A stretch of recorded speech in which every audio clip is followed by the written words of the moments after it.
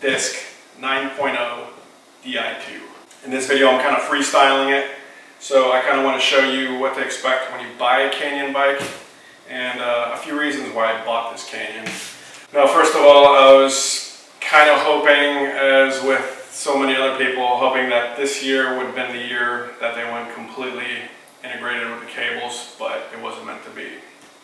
But it's still an amazing bike. A lot of people say it's been worn out, it's been out for 5 years, but it's kind of hard to top something that is so great to begin with. I think next year is probably going to be the year they're going to go with the integrated cables, maybe some other changes. I think a lot of people have seen the Zwift teaser advertisement where the guy's riding a Canyon Aeroad and it's got integrated cables, some subtle differences, and I thought that was the bike that was going to come out in 2020. So I've been waiting like a year for this bike. I had the Katusha Red in medium. I had it delivered to my house. I rode it for about 30 days. That bike was just huge. I need a small. That bike was a medium. I can imagine how big the extra large is, because that bike's got to be made for giants. I think Canyon, as a bike company, their bikes tend to be on the larger side, the way they size everything. But with my height, 5'10", and I need a small. Medium, I was trying to make it work. I just couldn't. It was just way too big. So making a major investment like that, I wanted the bike to be perfect. So I had to return it. They didn't have any smalls. And they haven't had a small in the Aeroad that I wanted for like another year. So finally came out in the States, and I finally got it in the DI2. Wanted the SRAM, but I talked to Canyon over here, the US customer service, and they said the SRAM's not going to be available for 2020. But I think the next years are coming out, probably in the fall, winter. Who knows how things are going to go with the COVID going on and everything. I think that's the year that they're going to make some changes, have integrated cables. The only thing I didn't like about that bike, and you know, I was going to wait for it, but I think they're going with Team Alpecin Phoenix, and I just don't like the white. If they come out with a white bike, I just don't want it. I wanted the Katusha Red. I really loved that color. It was just a beautiful bike. This bike here, I had to really think about it, but love the blue. It's sweet. Pictures on the website really don't do it justice, because I did take a peek in already. But we're going to unbox it. I'm going to show you what to expect as you unbox your Canyon. So I'm kind of freestyling it, so bear with me and we'll get through it. But please, 20 videos in, I'm growing. Please subscribe to my channel. I've worked so hard on all my videos. I do a lot of road cycling. I do some fixed gear stuff too. So I'm getting better with my filmmaking, so help me grow. I really appreciate it, because I really have a passion for cycling, and I want to make more and more videos because I love making videos as well. So every video that I come out with is going to be better and better, and I hope you enjoy it. Alright, so the reason I bought a Canyon bike is, first of all, Canyon is one of the top bike brands. Biggest reason is that you bypass the bike store. And I know I'm going to get crucified for this, but I really don't like dealing with the bike store. I do support my local bike shop. I buy all my parts and kit there. When it comes to maintenance, I worked in a bike shop a long time ago. I worked with this old man. He was super old school. And if he saw some of the guys that work in some of these bike shops today, he would be like, these guys don't know how to do anything on bikes. I just don't know. But I kind of learned from old school bike mechanics. So I'm kind of adopted some of the mindset of that old man that I work for. So it's hard for me to take a bike in for service. I do all my own servicing. I got all my own bike tools, so I like doing everything right here. And the fact that Canyon comes, you know, you work directly from the company to you, I really like that, because I just don't like dealing with the bike shop. That's huge for me. Another thing is the price point. You get a top-end bike for much cheaper than you would any other bike with the same components. I really was close to buying a Willier Zero SLR, but I'm looking at, you know, they have so many different builds that you can do, and I did a build with DI2. That bike's like, you know, $11,000, $12,000 US. SRAM is $12,500. That's crazy high. And I was gonna do it, but I decided to go with Canyon, because I love the company. I love what they're doing. I love their business model, and I like the fact that they ship direct to you, and that's just huge. That's huge, and it's a awesome top-end bike. One of the downsides of buying directly from Canyon, whereas I think other companies say you can build your bike. A lot of bike companies have a vast color choice palette. You could really customize your bike, whereas with Canyon, you have to kind of buy what they offer. And so this one's got the blue fade. You know, another bike like a Willier, you could buy just about any color you want. That's a downside. So there's a couple things I would have done different. SRAM's not available this year for this bike, so I settled with the DI2. I was actually going to buy the bike from Germany, have it shipped to a friend in Europe, and have them ship it to me. But the cost there, I'd be losing like $1,000 in shipping. So I decided to go with DI2 because it's a top-end group set, and I'm okay with that. Another thing is the other components, cockpit, wheel set is something that is set on this bike. So if you wanted a certain wheel set, kind of SOL on that one. With all that being said, I think it's a great cost savings buying a Canyon, because anything close to this, buying it from a bike store, we're talking $10,000 US and up. So from a cost savings perspective, it's kind of a no-brainer. It's a beautiful bike. So without further ado, I'll stop yapping and let's open up this box. So when you buy a bike from Canyon, it comes delivered to you in this nice box here. I'm not going to talk about the box like a lot of channels do. It's a double corrugated box. It's beautiful inside. No, I'm not going to talk about anything like that. Now let's open this thing up.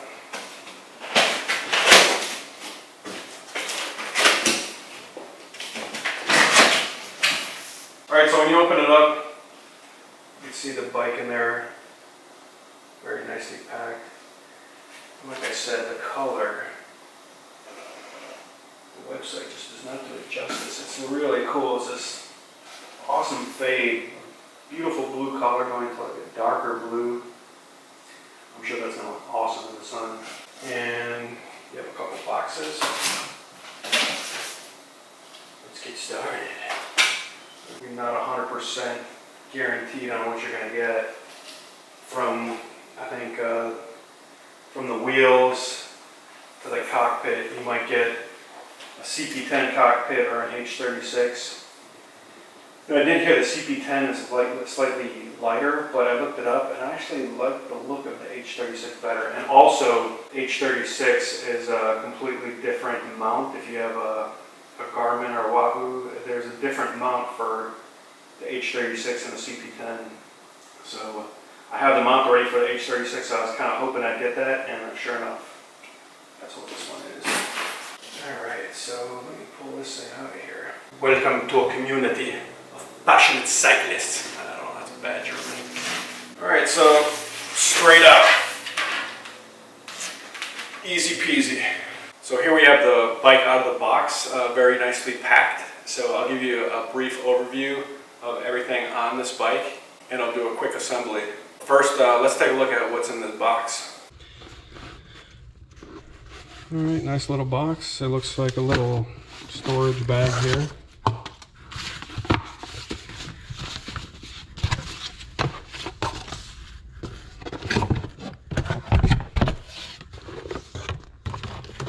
Welcome to the family. So you got a couple manuals here.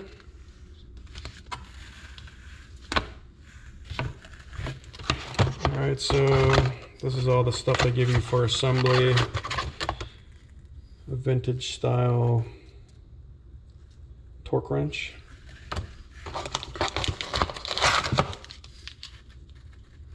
Some assembly paste.